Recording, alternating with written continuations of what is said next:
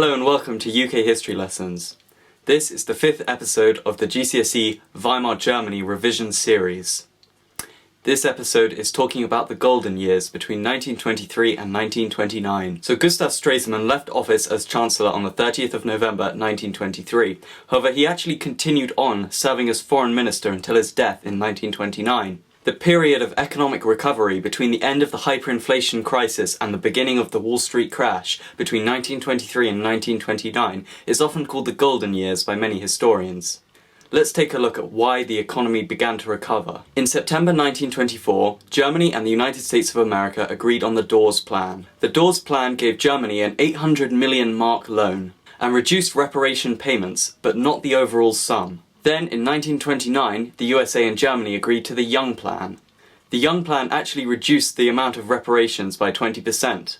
Germany had to pay 2 billion marks per year, however they had the option to postpone 2/3 of it each year.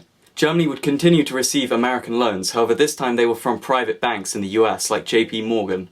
There is actually debate as to whether this can be called a golden age of economic recovery. I'll take a look at some reasons why historians think there was economic recovery, and then take a look at why some historians say there wasn't economic recovery.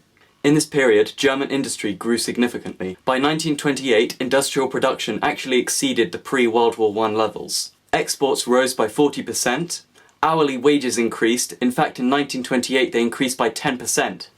There were however some significant weaknesses in the German economy.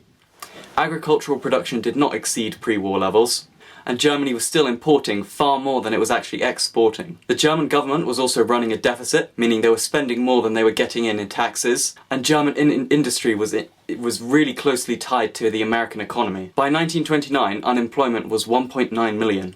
In terms of international relations, Germany's status improved. The Locarno treaties in 1925 were signed by Britain, Germany, Belgium, France and Italy. These treaties agreed to keep the post-World War I borders in Western Europe.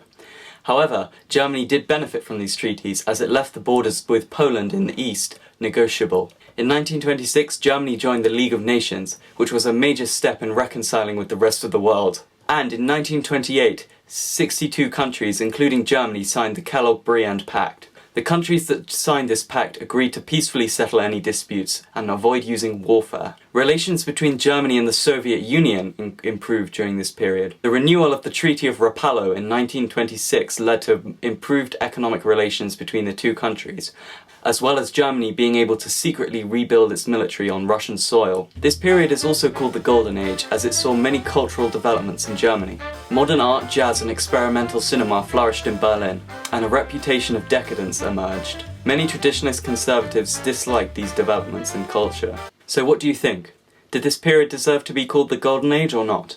Thank you for watching. Please consider liking and subscribing.